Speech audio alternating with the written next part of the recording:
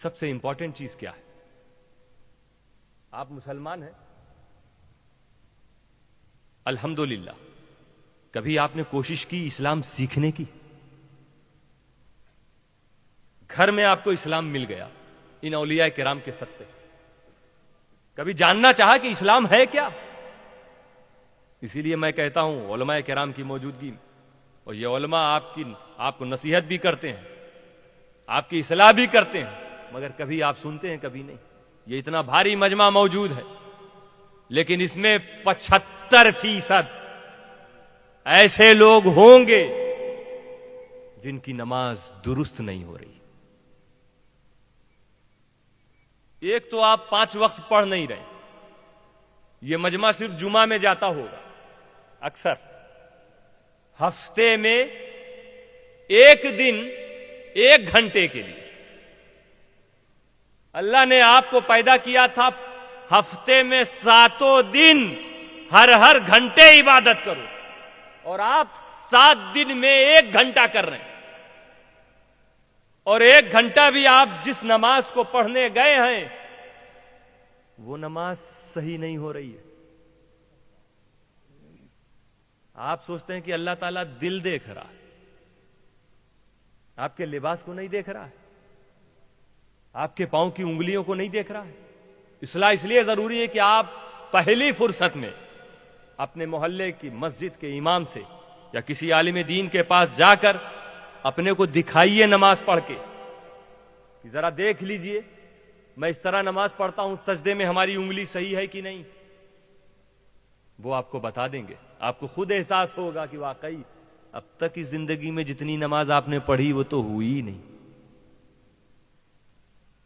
اس فریب میں مت رہنا کہ خدا دل دیکھ رہا، خدا تمہارے دل سے پہلے اپنے محبوب کی زبان کو دیکھ رہا ہے۔ ایک صحابی رسول وہ بھی تھے جو بارگاہ رسول میں آئے نماز پڑھ کر، حضور نے کیا فرمایا؟ ارجع وصلی فإنک لم تصلی، واپس جاؤ نماز پڑھو کیونکہ تم نے نماز نہیں پڑھی۔ وہ نماز پڑھ کے آئے تھے، حضور فرمانے تم نے نماز نہیں پڑھی۔ پھر گئے وہ پڑھ کے آئے، پھر سرکار نے یہی کہا ارجع وصلی فإنک لم تصلی، جاؤ پڑھو کیونکہ تم نے نہیں پڑھی۔ پھر گئے وہ پڑھ کے تیسری مرتبہ آئے، تیسری مرتبہ بھی سرکار نے یہ فرمایا۔ پھر لوٹے وہ، سرکار پھر فرما رہے ہیں کہ وہ صحابی کیا کہ سمجھ گئے کہ لگتا میری نماز میں کچھ خرابی۔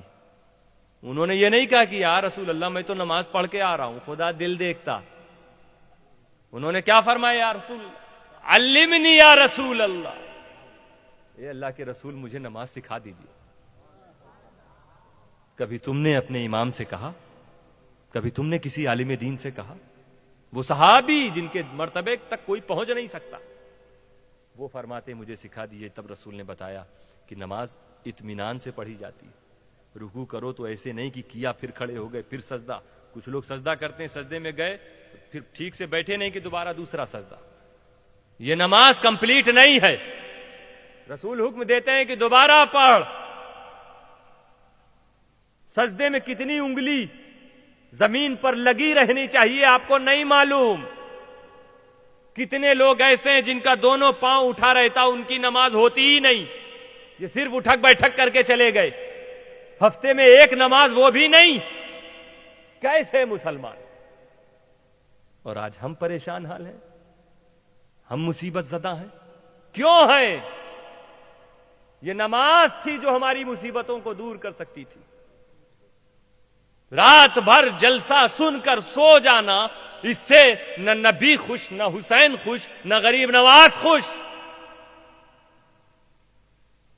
اصلاح کر لو اپنی نمازوں کی۔ اولین پرشش نماز بواد، قیامت میں سب سے پہلے نماز کے بارے میں پوچھا جائے گا مسلمانوں۔ وہ نماز جو تم نے صحیح پڑھی نہیں، تمہارے کھاتے میں فرشتے کیا لکھیں گے؟ تمہیں نہیں معلوم کہ کتنی انگلیاں رہنی چاہیے سجدے کی حالت میں۔ کچھ لوگ اپنی پینٹ کو فولڈ کر کے موڑ کے اوپر سے یا نیچے سے پیجامے اور پینٹ کو فولڈ کر لیتے ہیں۔ ایسے بڑے نوجوان دکھتے ہیں جو اسکول کالج یونیورسٹیز میں پڑھتے ہیں یا جن کی ڈریس پینٹ شرٹ ہے، یہ منع نہیں ہے، پہنو، لمبی سلا لی ہے تم نے، تو اب موڑنے کی ضرورت پڑ رہی ہے. اور تمہیں معلوم نہیں کہ جب تک موڑا نہیں تھا نماز ہو رہی تھی. وہ موڑنے کے بعد رسول کا حکم کہ نماز دوبارہ پڑھو. نوجوانوں تمہیں یہ مسئلہ نہیں معلوم. اسی لیے ضروری ہے کہ علماء کی طرف جاؤ. میرے رسول نے کیا فرمایا؟ طلب العلم فریضۃ علی کل مسلم. علم دین حاصل کرنا ہر مسلمان